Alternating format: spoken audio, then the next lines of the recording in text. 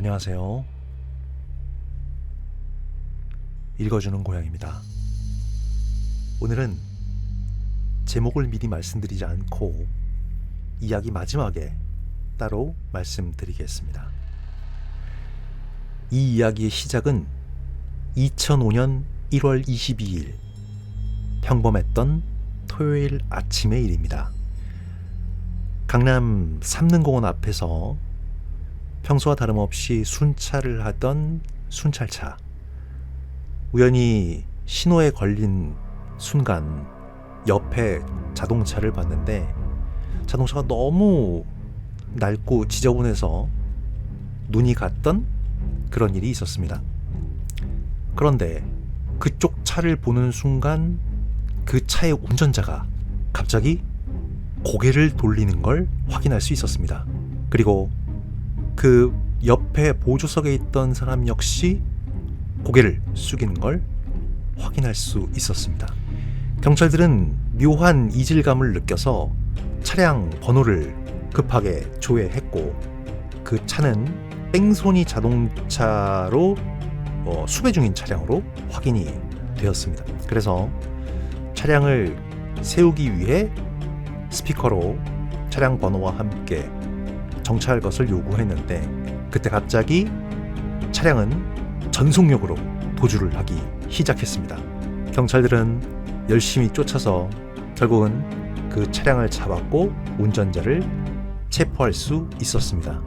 그리고 그 차량을 조사하는데 차에서 조금 이상한 물건이 나왔습니다. 글러브 박스에서 배터리가 빠진 휴대폰 한 대가 나왔는데 이미 배터리는 나가 있었고 전화를 켜봤습니다. 그랬더니 전화번호가 고작 13개만 저장이 되어 있었다고 하더군요.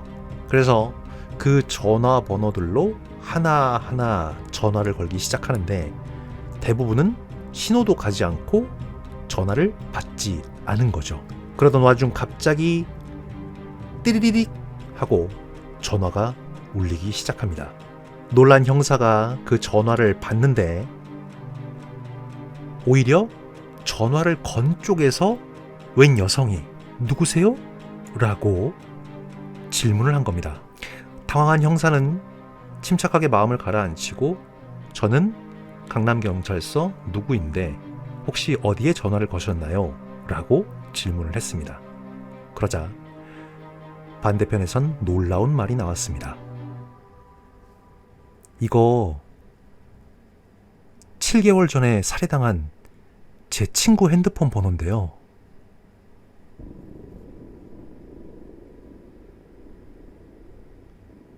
뭔가 이상함을 느낀 경찰은 이 운전자 2명을 구속하고 조사를 하기 시작했습니다. 때는 2004년 5월로 사건이 있었던 7개월 전으로 돌아갑니다. 강원도 미시리역에서 신만이가 우연히 삼을 캐다가 포대자루를 발견하는데 그 포대자루에 시체가 들어있었습니다. 손발은 묶여 있었고 얼굴엔 청테이프로 꽁꽁 감긴 상태로 살해당한 뒤 안매장되었던 일이었죠. 그 여인의 정체는 약 20일 전에 행방불명된 주부 A씨. 그런데 이 A씨는 행방불명될 당시 고작 태어난 지 70일밖에 되지 않은 아기와 함께 행방이 사라졌었습니다. 빚에 의한 잠적이냐 아니면 누가 납치를 한 것이냐 여러 가지 방향에서 경찰들이 조사를 했는데 70일밖에 안 된 아기와 함께 사라진 이 여인의 행방을 도저히 찾을 수가 없어서 전국의 아동보호시설 등 백방으로 찾아봤지만 행방은 알 수가 없었고 결국은 이 엄마만 바로 싸늘한 시체로 산에서 안매장 당한 채 발견된 것입니다. 아이는 찾을 수가 없었고 그 일이 있은 7개월 후에 죽은 A 여인의 핸드폰을 가지고 있었던 용의자들이 우연하게 검거가 된 겁니다. 그래서 경찰들은 강도 높은 조사를 시작합니다. 왜 죽였냐? 어떻게 한 거냐? 언제 죽였냐? 계속 강도 높은 질문을 하는데 둘 다 계속 모르쇠로 일관하면서 버티기에 들어갔습니다. 그러다 능수능란한 고참 형사 한 명이 작전을 바꿔서 용의자 중 한 명에게 조금 친절하게 담배를 피우고 싶다면 담배도 건네주고 식사도 시켜주고 결혼은 했냐, 아이는 있냐 이런 것들을 물어보면서 조금은 친근하게 다가갔다고 합니다. 그러다 보니 마음이 조금은 풀리기 시작했고 결혼했다, 아이도 있다 이런 이야기를 하게 된 겁니다. 그때 이 능숙하던 경찰이 갑자기 버럭 소리를 지르면서 애까지 있는 사람이 그렇게 애기를 죽여! 라고 윽박지르자 깜짝 놀란 용의자는 애는 안 죽였어요! 라는 실언을 하게 됩니다. 결국 A 여인은 본인들이 죽이고 아이는 안 죽였다라는 말을 하게 된 거죠. 그리고 그때부터 진실을 이야기하기 시작하는데 고작 70일밖에 안 된 아기를 데리고 산책을 나온 어머니 A. 2004년 5월 경기도 평택에서 처음으로 5월 달에 따스한 햇살을 받으며 산책을 평화롭게 하고 있는데 갑자기 옆에 승용차 한 대가 서더니 뒷문이 벌컥 열리고 그 와중에 뒤에서 누군가가 이 여인을 강하게 밀어 넣었습니다. 홀몸이었다면 저항이라도 했겠지만 70일 된 아이를 안고 있는 엄마는 아무 저항도 아무 손도 쓸 수 없이 그저 차 안으로 던져지듯 들어갈 수밖에 없었다고 합니다.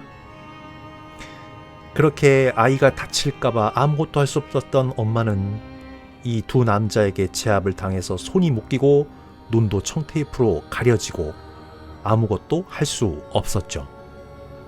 그런데 잠시 후 이 차량을 향해 다가오는 한 발걸음 소리가 있었습니다. 그 발걸음 소리는 너무나도 자연스럽게 차 문을 열고 이 70일 된 아이를 받아서 차에서 멀어지기 시작했습니다.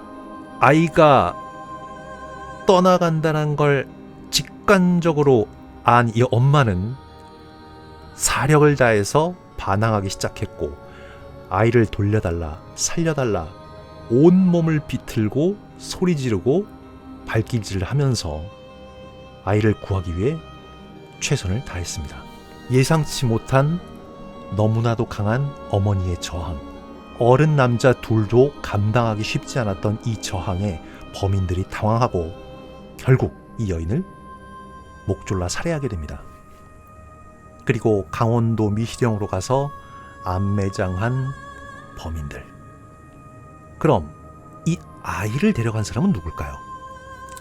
아이를 데려간 사람은 이 범인들에게 아이를 납치하라고 사주한 심부름센터 사장이었습니다.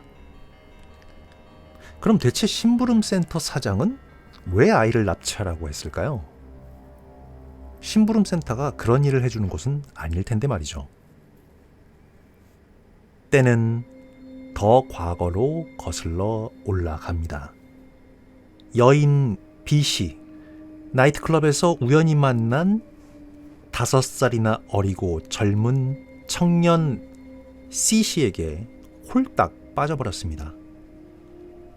이른바 금수저의 얼굴도 훤칠하고 나이도 5살이나 어린 젊은 청년. 이 B씨 여인은 반드시 이 남자와 결혼해야겠다는 결심을 합니다. 그런데 나이가 5살이나 많다 보니 이 금수저 집안에선 이 여자친구 B씨를 탐탁치 않아 했고 결국 최후의 방법을 생각해내는데 이 B씨는 임신했다는 사실을 털어놓습니다. 바로 C씨와 B씨 사이에 아이가 생겼다는 얘기죠. 그런데 우연인지 필연인지 이 C군의 집안에서는 손이 좀 귀했다고 합니다. 그래서 아이가 생겼다고 얘기하자마자 태도가 180도 바뀌면서 아이고 우리 아가 배부르기 전에 우선 식부터 올리자. 그렇게 결혼을 일사천리로 진행하게 되었고 결국 결혼에 꼴이 나게 됩니다. 그런데 이 B씨가 임신했다는 것은 사실 새빨간 거짓말이었습니다. 그냥 C군과 결혼하고 싶어서 만들어낸 얘기죠. 심지어 이 B씨는 결혼한 지 10년이 넘은 주부였으며 자기가 낳은 애들이 2명이나 있었습니다. 그런데 남편과 사이가 멀어지고 경제적으로 어려워지자 일탈을 일삼으며 나이트클럽을 전전하기 시작했고 그러다 C씨를 만나게 된 것입니다. 그렇게 C씨와 결혼을 하려고 거짓말로 임신했다고 말을 했는데 문제는 시간이 점점 지날수록 배는 불러와야 하고 아이가 출산할 때가 됐으면 아이를 출산해야 되는데 아이는 없었습니다. 그때 마침 이 B여인의 눈에 들어온 한 남자가 있었으니 그가 바로 심부름센터의 사장입니다. 모든 것이 거짓말로 이루어졌었기 때문에 결혼식의 하객들조차 아르바이트생으로 가득 채웠었는데 그 아르바이트 인력을 댔던 사람이 심부름센터 사장이었던 거죠. 이 심부름센터 사장은 돈만 되면 무슨 일이든지 할 것 같은 느낌의 이 B여인은 아이를 구해달라 요구합니다. 도박빚과 사업 실패로 어려움을 겪던 심부름센터 사장, 결국 착수금 4천만 원에 잔금 3천만 원, 총 7천만 원을 받고 신생아 아이를 구해주기로 약속합니다.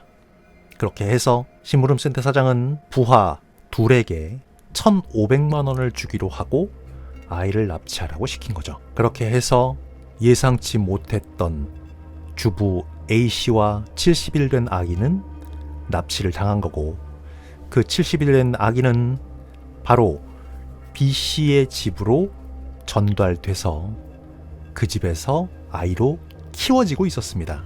경찰들이 갔을 때는 B씨는 뻔뻔하게 내 배로 낳은 내 아이인데 이게 무슨 일이냐며 화를 냈고 조사와 증거를 들이밀자 모든 것을 실토했다고 합니다. 그저 금수저인 C씨와 결혼하려고 모든 것을 거짓말로 꾸며내고 심지어 아이까지 납치하려고 생각했던 B여인. 결국 최종적으로 재판에 넘겨지게 되는데 과연 이 심부름센터 사장과 B여인 얼마나 벌을 받았을까요? 바로 이 부분이 가장 화가 나는데 심부름센터 사장과 B여인 각각 5년형을 받습니다. 그 이유가 살인 교사 혐의라면 훨씬 더 강한 처벌을 받았겠지만 일단 살인에 직접 가담하지 않았고 아이만 납치하라는 납치 교사만 적용이 됐기 때문에 그리고 이 A 여인이 죽게 된 건 그 부하들이 예상치 못하게 죽인 거기 때문에 A 여인과 이 심부름센터 사장은 고의가 없었다고 판단하게 되었고 판사도 이례적으로 선고 이유서를 읽었는데 선고 이유서에는 외양만의 행복을 쫓는 거짓으로 점철된 여자가 돈이면 무엇이든 한다는 남자가 만나서 아기를 출산한 기쁨으로 가득한 평범하고 행복한 가정의 어머니와 아이를 영원히 갈라놓는 폐륜적인 납치와 살인을 불러왔다. 이렇게 선고 이유서를 말하면서 법적으로 5년밖에 내릴 수 없는 안타까움과 분노를 법정에서 전했다고 합니다. 이 사건의 이름을 제가 처음에 말씀드리지 않은 이유는 공식적인 이름으로 평택 영아 납치 사건이란 이름으로 알려져 있습니다. 이 사건은 영아 납치 사건이 아니라 뭐라고 얘기해야 될까요? 평택 할 말이 없습니다. 이건 너무 답답하고 조금 어이가 없어서 최근에 제가 사건들 여러 가지를 조사하면서 봤던 사건 중에 가장 아이러니가 많고 답답하기도 했고 어처구니도 없었고 슬프기도 했던 사건이었습니다. 평택 영아 납치 사건. 읽어주는 고양이였습니다.